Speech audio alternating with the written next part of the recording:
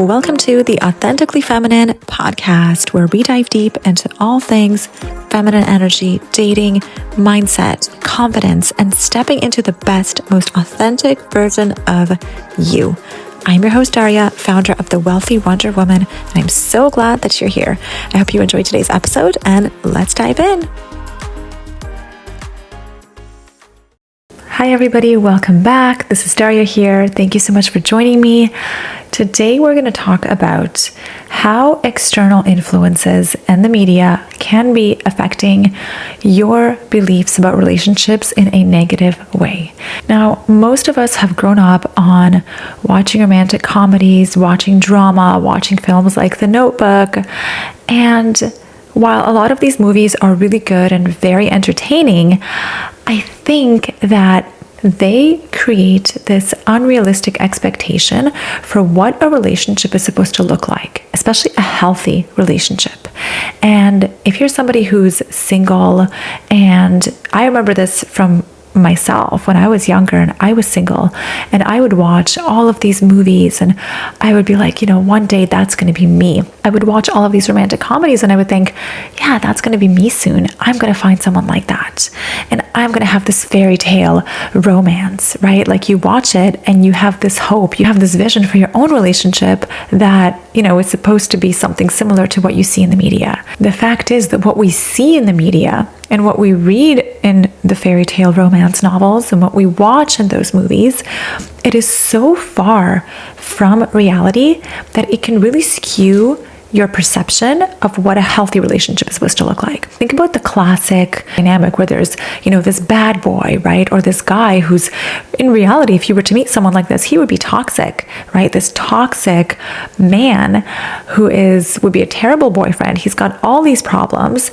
And then there's this girl who meets him and falls in love with him. And what happens is she tries to change him, or she tries to fix him, or she tries to love her way into his heart.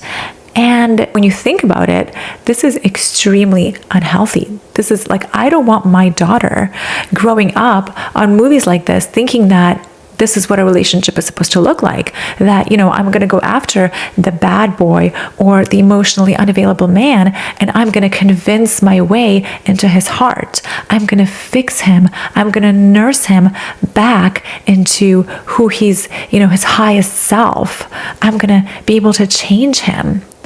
And I think that a lot of our perceptions as women, especially when we're single and we haven't really had the experience of being in a healthy relationship, for a lot of us, we watch these films and we watch the media, and it gets ingrained in our subconscious mind because they are so powerful, right? They use music and stories and emotions.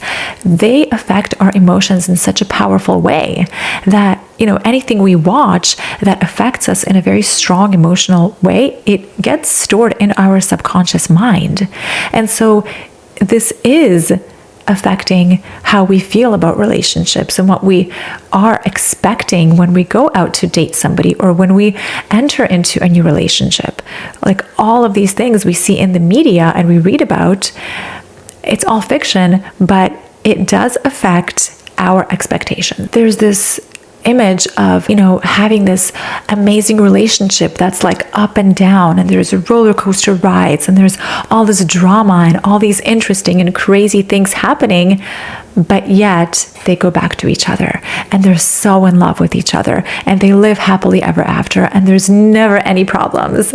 And this is extremely unrealistic. If you are in a relationship like me, I've been married for 6 years, it can really make you feel bad about your own love life, right? Like I'm in a very happy, stable, healthy marriage with my husband with, 2 beautiful kids. We have this amazing family, but sometimes when I don't watch a lot of television because, first of all, I know it's extremely not good for you. And if you're into personal development and you're trying to grow into the best version of yourself, you know that you have to be very careful with the information that you allow into your space. And so I am very discerning with what I watch. Like I don't watch random drama. I don't watch random television shows, random films.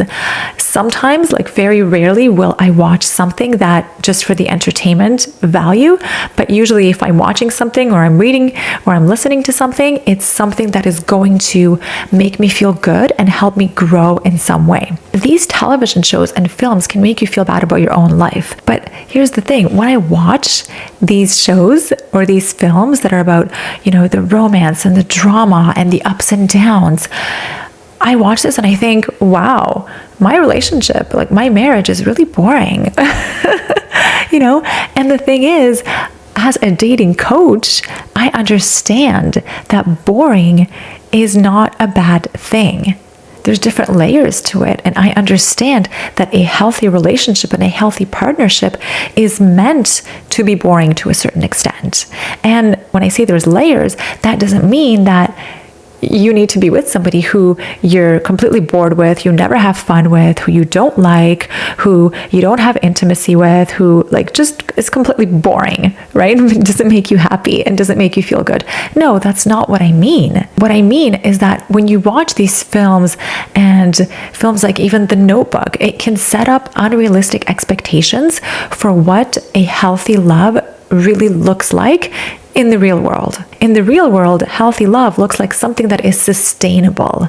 It's not something that has crazy up and down roller coaster emotions all the time. It's not something where there's cheating, there's fighting, there's on and off, breaking up and getting back together. No, in the real world, a healthy relationship does not look like that. And watching these films, and sometimes I'm like, oh my goodness, I need more excitement. I need more drama in my relationship. But then you kind of think back and realize, okay, it's all about what you're willing to sacrifice. Do you want to be in a toxic relationship where you're going to be constantly feeling like you're walking on eggshells, like you need to prove yourself to a man, like you don't feel safe, that he doesn't make you feel loved and cherished and understood? Right? But yet maybe you have incredible sex and the intimacy is amazing and there's excitement and there's passion. You have to sacrifice a little bit of that if you want to be in a healthy long-term relationship. And a lot of women are subconsciously used to that chaos and that emotional instability in a relationship where it's difficult for them to accept anything other than that. And this is why they can't find healthy relationships. And so a lot of these films and shows, they can really set you up to have unrealistic expectations for what a relationship needs to look like. For example, let's take The Notebook. I absolutely love The Notebook. I think it's an amazing film. It was done so well. It's brilliant, the book, everything. But realistically, there's so many stories like this where, there's this couple when they're young and they have this beautiful blossoming romance and then life tears them apart. And then 15 years later, they meet again, they have their own lives already and they meet each other and all of a sudden it's like they never left and then they just fall back in love with each other, right? The same idea that happened in The Notebook. They spent all this time apart, she already had a fiance, she had a completely different life, and all of a sudden she meets up with Ryan Gosling's character, I forgot his name, and it's like they never left. And then they just fall back in love and they're willing to tear their entire lives apart in order to just go back and be with each other. There are so many films and stories like this. But if you look realistically at the real world, this does not happen. This is very unlikely to happen. 15 years later, they're both going to have their own lives. They're both going to have new relationships, people that they've fallen in love with. They're going to have a completely different life and they're not going to forget about each other. And they shared something special in the beginning, but it's extremely unlikely for two people to get together like this after all this time and just say goodbye to their lives and just forget everything and go back and feel the same way that they did and expect to have the same relationship that they did when they were 15. It's amazing for the entertainment value, but most people in this situation, 99% of the time, they would have moved on. I can't imagine. I was in a relationship for 5 years when I was in my late teens and early 20s. And that was my first really serious relationship. Like, we were so serious about each other. We did everything together. We were so deep emotionally with each other. We were planning futures together. And it didn't work out because we grew apart, and there's certain areas of our lives, certain values that we, I guess, grew into in a way. And so we grew apart. While that relationship was extremely meaningful for me and it was extremely special in its own way, if I was to meet him now, I cannot imagine just leaving my husband, leaving my family, leaving my kids, and this life that we built together just to be with this guy that I had, yes, a serious relationship with for 5 years, many, many years ago. I cannot imagine doing that. It's just unrealistic. So what I'm really trying to get at is that we have to be very much aware that drama and movies and books and all of this fiction is meant to entertain. It's not meant to educate. And there's a very big difference between those things, because if you're growing up just watching those films, reading the books, expecting relationships to be like a fairy tale and expecting these crazy ups and downs and the cheating and the lying and the dishonesty, you accept that and you think that that is okay, then you are being educated by this without even realizing it. The media is feeding you this information without you realizing it. And I honestly have this theory that, like, I think everything in the media, including these types of films and social media and everything that we see, I think that it is meant to really like make us dumber, keep us busy so that we're not educating ourselves, so that we're not growing, so that we don't have our own, minds and perspectives and opinions, so that we can be controlled. Okay? This is what I truly believe. And I think that it is extremely important to educate yourself, not only on relationships, but on everything. Every aspect of your life. You have to be aware of what is important to you. And like I said earlier, you have to be very mindful and discerning of the information that you allow into your space. Because everything that you absorb gets stored inside your mind and body. And here's the other thing I want to say. If you're watching these TV dramas and soap operas and that is like the norm to you, that is what your typical relationships look like, that is not healthy. If TV drama is like your real life, something needs to change. And the fact is that this comes from your beliefs. If you are used to being with emotionally unavailable men, being in toxic relationships, being in relationships where you don't feel safe and understood and just good. If that is your norm, then you need to reassess your beliefs. This is coming from your beliefs about what is normal, what is healthy. You need to look at your external influences. Who is influencing you? What is influencing you? What are you paying attention to? And this is why it's so important to educate ourselves. When I started reading about relationships, taking classes and courses and books and all of these things like 8 years ago, I realized that most of what I knew and the information that I was fed growing up was completely wrong, because most people are in unhappy relationships. And the reason is that they're not educated. They don't know what it takes to truly be happy, to truly choose a compatible partner, so that they don't have to be in a situation where they're being cheated on or they're emotionally or physically going through abuse, God forbid, and all of these terrible things that happen when people are in the wrong relationships. This is why it's so important to educate ourselves and to be very careful with the information that we allow into our space. So if you have been accustomed to being in unhealthy relationships or attracting emotionally unavailable men, it's important to go back to basics and examine the root of your beliefs. So sit down and ask yourself, what was modeled to you when you were growing up? What were you told by your parents? What were you taught about relationships, about yourself? What was your experience with relationships? What has been your experience since from the time when you were little to when you're older? How were your dynamics between yourself and your father, yourself and your mother? Because those are all influencing how you see relationships and what you're expecting from relationships. And the fact is that we are unconsciously choosing partners based on familiarity. based on what wounds we are trying to heal, based on what we didn't get when we were children. That is what we are basing our relationships on. That is what we are attracted to. And so a lot of the time, if you're stuck in a situation, if you're in this loop where you're continuing to attract emotionally unavailable men or toxic relationships or situationships, it is because there's some sort of subconscious beliefs that you need to get to the root of. You pluck those weeds out so that you can feel safe in a healthy relationship.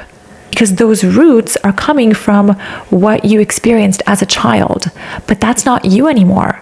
You need to step out of that into the new version of you, the one that is ready for a healthy relationship, that feels comfortable in a healthy relationship, the one that is ready to release the chaos and just break this pattern of attracting the wrong man over and over and over again. This is what we do in one-on-one coaching. If you want to work with me, get to the root of why you are attracting the wrong men, why you just cannot seem to break out of this loop, come work with me. Come apply in my bio, send me an email, send me a DM on social media. I would love to help you, because when we get to the root of the issue, we figure out why this is happening, and we pull out those limiting beliefs and we change your perception of relationships and your expectations and how you feel in a relationship. That is when you are going to easily be able to attract the person that is actually meant for you. The healthy relationship is going to become super clear and super attractive to you, as opposed to now, where you're just attracted to the wrong types of people that keep disappointing you over and over and over and over again. Dating strategies are great, and I have a lot of them in my courses, but if you want to go deeper, if you really want to get to the root of the problem and you want to find a permanent solution, you have to get to the root. And this is what we do together in coaching.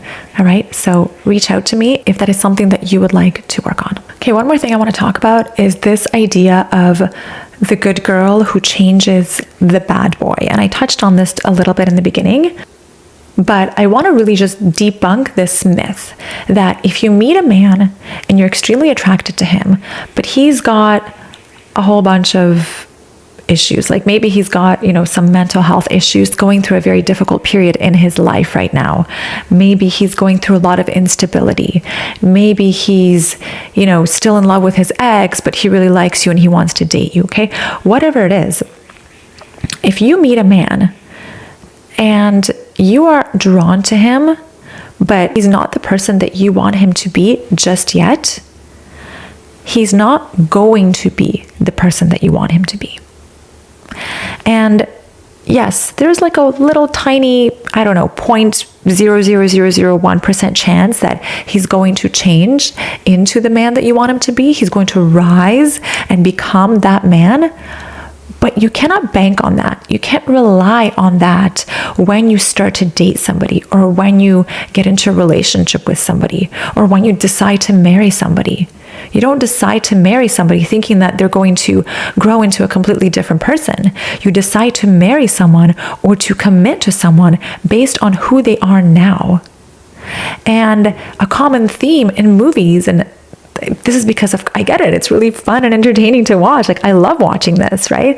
The good girl falls in love with the bad boy, and he's emotionally unavailable. He likes to party. He doesn't have his life together. He's not, interested in the least bit in committing, right? But she's head over heels in love with him. And girl, I've been there. Okay. I have been that woman in the past so many times.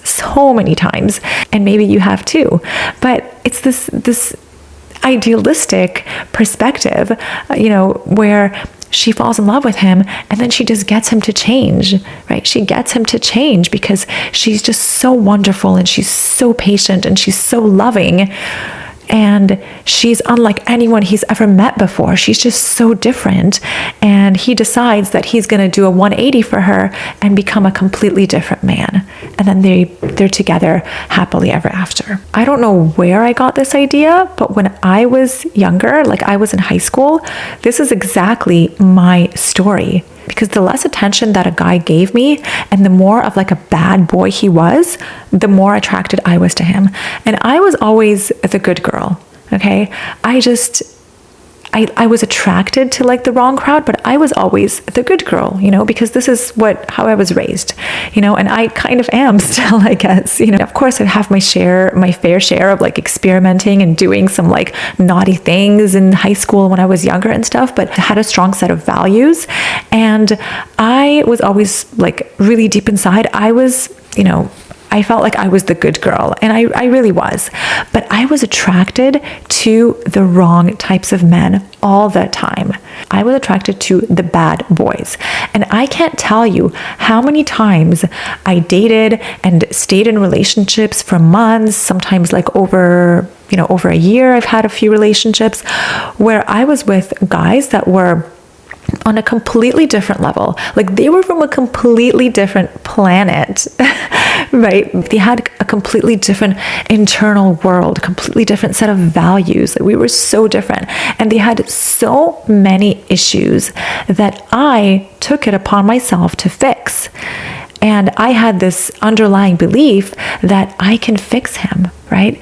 Like I was deriving my sense of self-worth from trying to fix someone else, trying to fix him. And so the more broken he was and the more of like a bad boy he was, the more, this is like a challenge for me, right? This makes me feel good because I'm going to go after him and I'm going to prove that I can be the one he falls in love with.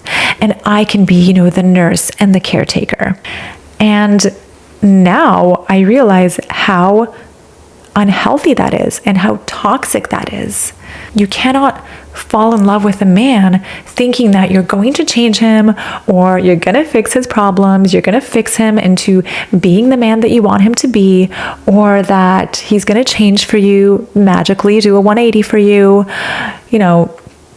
or leave his wife or whatever it is, okay? You cannot decide to be with somebody based on that. It is too risky and it is too unlikely.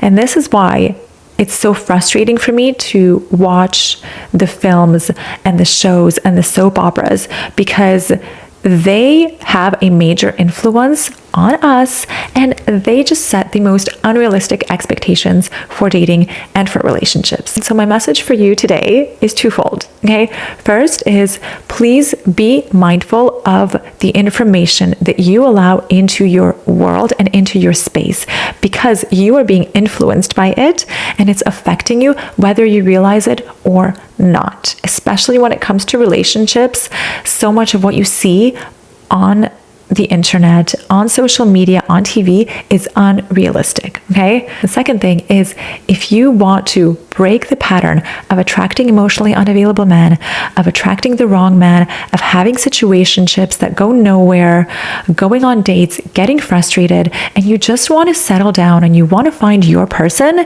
then come work with me. Book a coaching call with me. Let's talk about it. Apply for long-term coaching, right? 3 months, 6 months, 12 months, longer. Whatever it is that you need, I will be here to support you, because I know how powerful coaching can be. And I know that we need to get down into the very root of the issue, pull the weeds out so that you can be free to attract and have the healthy relationship that you truly deserve. Okay? Thank you so much for watching. Thank you so much for listening. I will see you next time. Bye-bye. Before you go, I just want to say thank you so much for listening to today's episode of the Authentically Feminine podcast. I hope you're inspired. I hope you received tons of value. And if you want to dive deeper and you'd like to be coached by me, you are more than welcome to reach out to me at hello@wealthywonderwoman.com, or you can go to my website, wealthywonderwoman.com. I am here to support you. And my final reminder for you is that you are incredible, you are radiant, and you are so worthy. Thank you so much, and I'll see you next time. Bye-bye.